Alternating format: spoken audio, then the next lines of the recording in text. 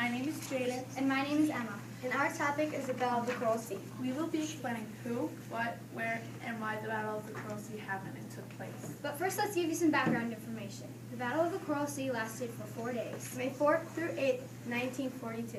It also took place southwest of Solomon Islands. The battle took place 5 months after Pearl Harbor. The battle was one of 47 battles in the Pacific. The Americans found out about the battle by breaking the Japanese code. The Japanese were going to take over Tulagi and attack Fort Moresby. The Americans took everything very seriously. We will have an interview for you. If you have any questions, please save till the end. Please enjoy our presentation.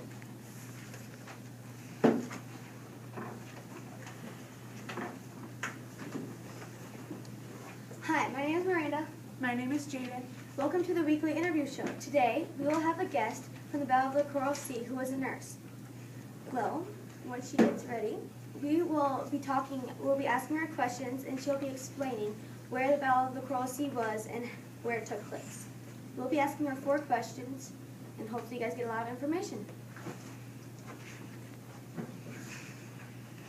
Hi, guys.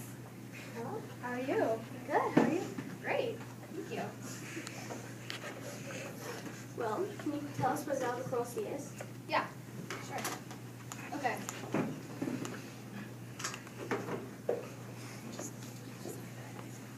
Battle of the Coral Sea is located off the coast of Australia. Here's the Coral Sea and here's New Guinea. We will be talking a lot about Port Moresby, which is right up here in New Guinea. If you didn't really get to see that, here's another picture of close-up. This is Australia, this is the Coral Sea, and this is Port Moresby up here. Thank you. Well, we will be asking you a few questions. So for the first one, at one point the Japanese were winning. What were you afraid of at that time? Yes, at one point the Japanese were winning. They bombed our Lexington and badly damaged our Yorktown. The Lexington sank, and our hope was floating down with it. I was most afraid of the fact that the Japanese could win. We lost a carrier, and every bullet and bomb they gave us got them closer to Australia. If they won, they would attack Port Moresby, which is in Papua New Guinea. Travel south of it, and you get to Australia. The battle only lasted 4 days. Why was it so short? Good question. We were losing at a time because 2 of our carriers were getting brutally attacked. One sunk. Later, we bombed the Japanese Shoho. Actually, the sinking of the Shoho was revenge for us sinking the Lexington. A few days later, we were having some success, and they got intimidated and surrendered that battle, calling off Port Moresby attack and taking over Tulagi. The specific reason they got scared was because we were so successful that they were afraid we would damage or destroy their landing craft. People are saying that this battle was a battle that saved Australia. Do you think of it that way? Definitely, because the battle took place in the Coral Sea, which is off the coast of Australia. If they won, then they could go and destroy Australia.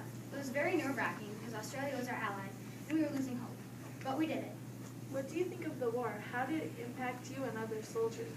War is definitely pressure. You can win and save your allies, or you can lose and they're not your allies anymore. What impacted us most was seeing those people that are your family at the time pass or go down with the ship. They're your family and you grow to love them. It's very emotional knowing one of the soldiers you treated made the ultimate sacrifice for our country. Well, thank you for letting us interview you. No problem, thank you. Well, that was our weekly interview with Elsie McQuater. Thanks for watching, and come back next week. Now we will be giving you some extra information about the Battle of the Coral Sea. Some people do not understand that this battle was very important. It was a battle that turned everything around. The battle was located southwest of Solomon Islands and eastward of New Guinea, which was close to the shore of Australia. Like we said before, the battle lasted for 4 days, May 4th through 8th, 1942. 47 other battles around this area in rapid succession for the U.S. The largest battle aimed at Pearl Harbor, Hawaii, which was one of the when the U.S. took charge of the Japanese. The Japanese had a plan for this battle before it even started, but to make sure the Americans didn't find out about it, they put it in code. But we broke their code. The Japanese wanted to take over Tulagi and Port Moresby. They didn't want New Zealand and Africa to participate in this battle, for that might lead the U.S. to victory. The battle was very heartbreaking for both sides, but it was very good in others for the U.S. The ships we used were mostly aircrafts. Americans set out 130 aircrafts for this battle. We had the Lexington and the Yorktown for our carriers. The Japanese had 3 carriers, the Shoho, the Sokaku, and the Zukaku.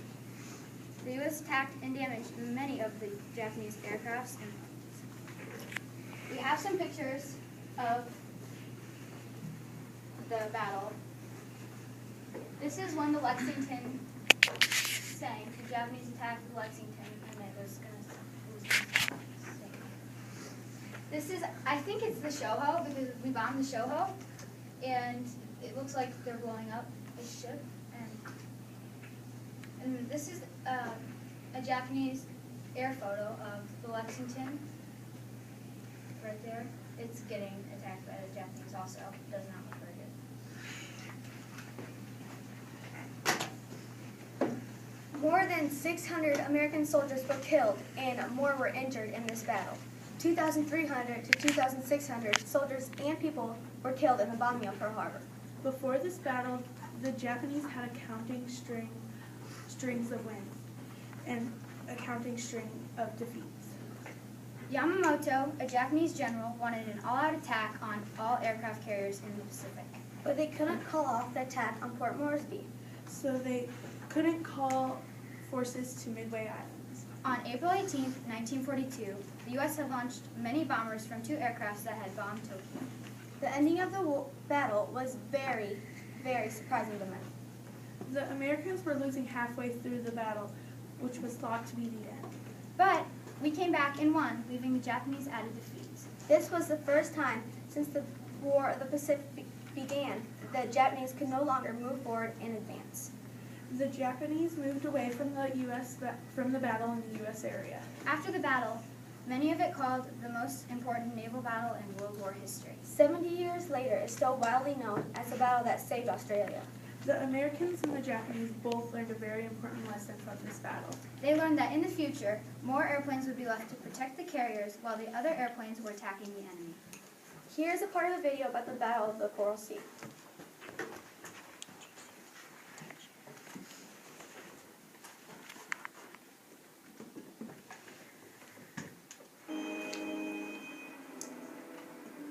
What the Japanese were trying to do was to control the waters around Australia and prevent Australia being supplied from America. The Allied forces had much better signals intelligence, and they were able to intercept Japanese communications and predict that they were going to attack Port Moresby, and that allowed them to preposition their forces into the Coral Sea to intercept the Japanese invasion fleet. The Americans were able to deploy 2 aircraft carrier groups based on the Lexington and the Yorktown. A carrier group might consist of half a dozen or so smaller ships, both cruisers and destroyers, and could be spread out across an area of perhaps 20 miles. The 2 Australian vessels, Australia and Hobart, were combined with the American carrier groups to provide added protection. The first major action of the Battle of the Coral Sea was the sinking of the Japanese aircraft carrier Shoho by American aircraft.